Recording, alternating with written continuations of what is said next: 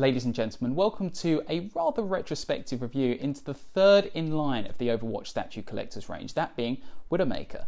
I've had this statue for quite a few months now, and rather than just unbox her and have her sit on my shelf judging me from a distance, I thought I'd unbox her and do a bit of a review, getting underneath the pros and cons of this particular statue, and also try and answer the question of whether you would want to consider buying into this premium range. So, without further ado, let's unbox Widowmaker.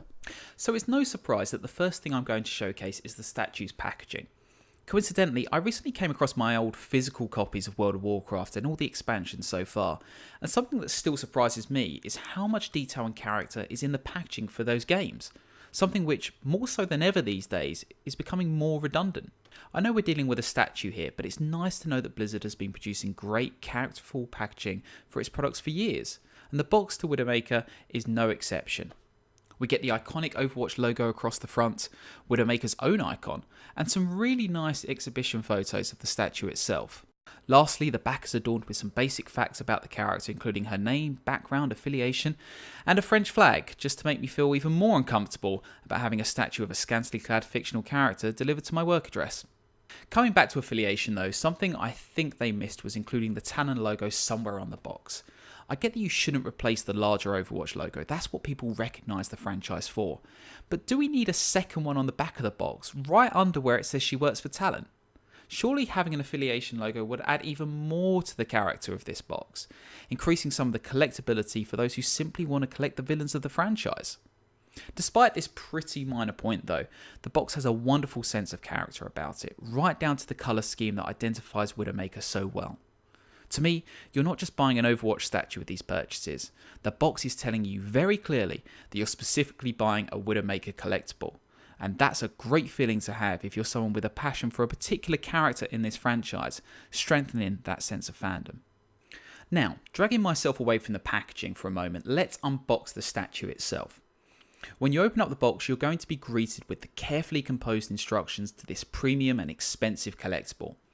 Chuck them aside immediately. Turning to external help is something for World of Warcraft fans, but this is an Overwatch collectible. And, as in Overwatch, I'm going to go with my gut feeling and screw whoever tells me otherwise. And I suggest you do the same. You'll then be greeted by a pretty hefty chunk of polystyrene, split up into a sort of sandwich structure.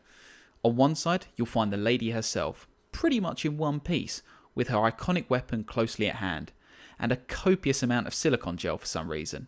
Does anyone actually know what this is for? I think it's to deal with moisture or something like that, but in any case, don't eat it and chuck it wherever you threw the instructions. On the other side, you'll find the base with its stamp of authenticity, or as close as you get to one with this statue. Again emblazoned with the Overwatch logo. Still think it should have been Talon's. You'll also find her ponytail, which uses a spike to attach it to the model, so just be careful of that. With the polystyrene cleared and your carpet suitably hoovered, it's time to inspect the items and mentally prepare yourself for the perilous task of assembly ahead. Now, when approving this model, Jeff Kaplan must have looked at competitive Overwatch and realised that fans are simply incapable of doing anything with more than 3 simple steps.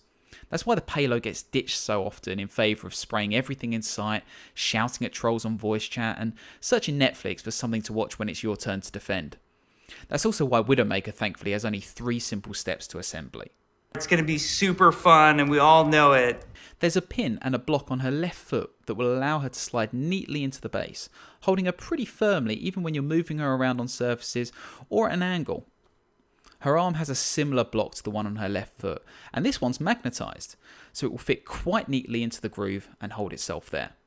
Finally, the pin in her ponytail just slides into the hole at the back of her head. There is a small block that will hold it more firmly once it's been inserted and also prevents the ponytail from spinning around, so just be careful in case you or an admiring friend decide to swirl it around in the hole for some unfathomable reason. Giggity! The simplicity of this model is really incredible, and all credit to Erin Bienhart, Dominic Quirk, Laurel Austin, Arnold Sang, whose names I've completely mispronounced, and the rest of the team behind this model, because its construction alone stands out from a lot of other premium models out there. So, in short, this model comes together like a dream, and only an idiot of epic proportions could get this Oh. Why would you do this? Okay, While I'm checking those instructions that I told you to keep handy, let's jump ahead and talk more about the model itself and how good a job it does at embodying Widowmaker as a character. Widowmaker, or Amélie Lacroix, is one of Overwatch's most prominent characters, appearing in the Reveal cinematic and many of the cinematic and comic extensions of the lore since. She plays the role of Talon's elite sniper, a cold and ruthless killer with an almost inhuman focus on her targets. In the comics such as Masquerade, we see the more personal side to Amélie. Her seductive physique and detached manner are brought into greater focus, and not to the cost of her deadly abilities, placing her squarely in the role of Overwatch's femme fatale.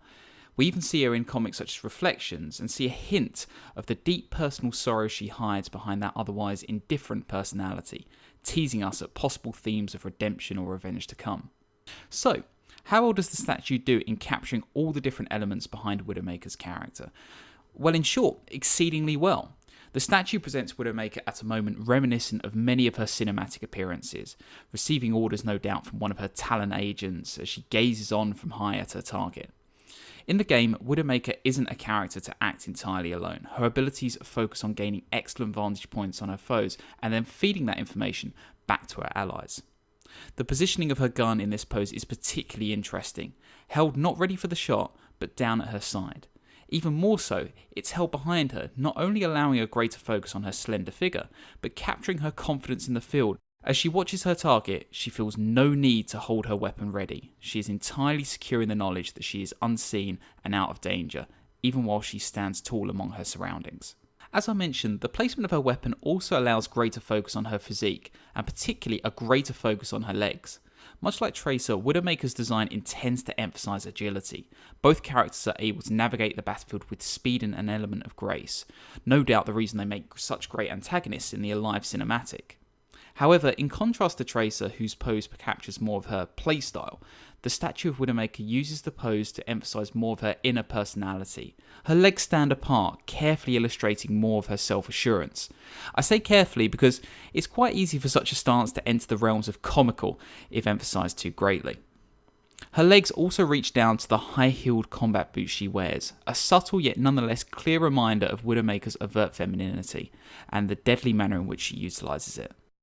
Now it's here that I should probably talk about one issue I have with the statue, and it relates to that pin that holds her foot in place. On my version, it doesn't seem to sit comfortably in the groove that it has for it. I don't know whether the pin is too long or it's sitting at a weird angle. I think it's the latter. But her foot doesn't fully go into the base, and as a result she kind of hovers by less than an inch off the base and kind of tilts her at a bit of a weird angle. So I don't know if there's a tool that can fix that. I'm sure I'll be able to fix it in time, but it's just a somewhat disappointing note that I have to perform a bit of DIY on the statue just to get it to sit right. Now, much like any statue, the paint job can make or break the overall composition, especially when you're dealing with hand-painted models like these. I have to say though that the overall paint job on Widowmaker is really great. The contrast between the torso section of her bodysuit and the rest of it really helps to elongate her figure, further emphasising some of the traits mentioned earlier. The shine of the purple also captures natural light brilliantly, meaning that the figure can adapt well to wherever you decide to place her. This is particularly important given that the rest of the model uses quite dull colours, which really do need such contrast if they're going to truly energise the statue. There is, however, a great use of layering on these duller armour pieces. A mix of greys and blues creates some of that subtle definition that is competing for attention with Widowmaker's physique, and not in such a way that her stealthy appearance is compromised in any way. Much like her role in the game, she is a statue that does not scream for attention, but rather only reveals itself fully when you're looking for it, and I think that's a great thing. Despite this great paint job, there are a few minor issues that have caught my attention, particularly with the paint job on the gun and Widowmaker's sigil on her chest.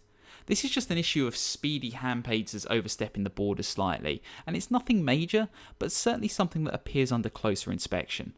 The back of the neck, however, is slightly different. This is not so much an error on the part of the hand painters, as just an issue with the painting process in general. It seems with some of the elements, the paint just hasn't covered the whole area, leaving small grey specks in some of the recesses. Again, this is a minor thing, but my worry is that were you to try and sell this at some point, or even to show it off to a friend, it may give the impression that the model has been damaged in some way, and that's somewhat disappointing when you've just got it out the box. Now, these imperfections do not take away from a fantastic statue. I stick by the fact that the paint job on Widowmaker is really great. My reason for mentioning them, however, is to show what the website truly means when it says there may be slight variance on the final production piece. This is even more important when some of the issues where imperfections arise are some of the very areas that are showcased so prominently on the promotional photos.